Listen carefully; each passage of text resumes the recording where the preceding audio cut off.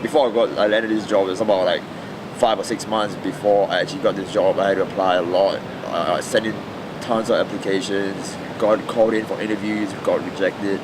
It took a while before I got my job, but it is not easy, especially in this economic climate right now. It's a story many international students in Sydney knows too well. Balram, like many other international students living in Australia, struggled to secure a job and paying rent. It is. Personally for me, I was living in college as well, and it's a higher fee there. Even as international students, you pay a little bit more. So it forced me to move out of college and move into somewhere cheaper. It's just certain things like that that makes it more difficult as an international student to live in, to live here as a student. Yeah. For some foreign students that are lucky enough to get a job, they are still prone to exploitation.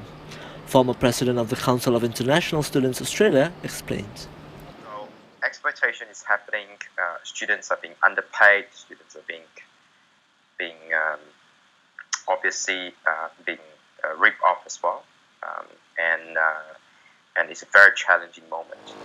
The struggle of working in one of the most expensive cities in the world can be quite a burden for some students.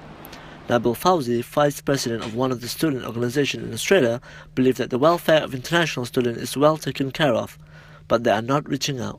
Is pretty much taken care of, but we have lots of organizations like legit government agencies that help students, like if they are having any trouble. But the problem is more to the students not approaching these organizations or government agencies from Malaysia, like the embassy here, to seek for help in case they have financial problems or like housing problems, studying problems, and those kinds of stuff.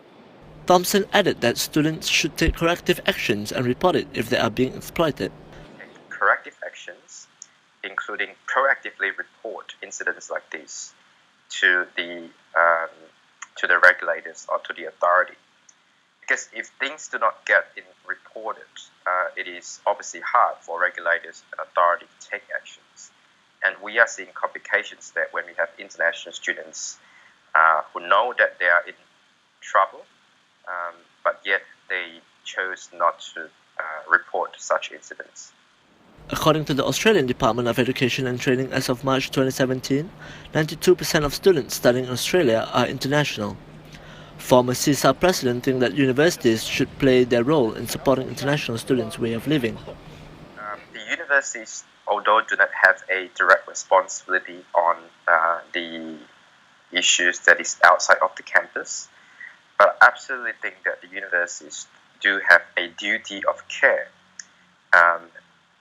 If universities are so proactively and actively and aggressively recruiting students to their campus, and I do know that universities spend quite a bit in marketing and recruiting students to the campus, because international students is contributing a huge revenue to the universities.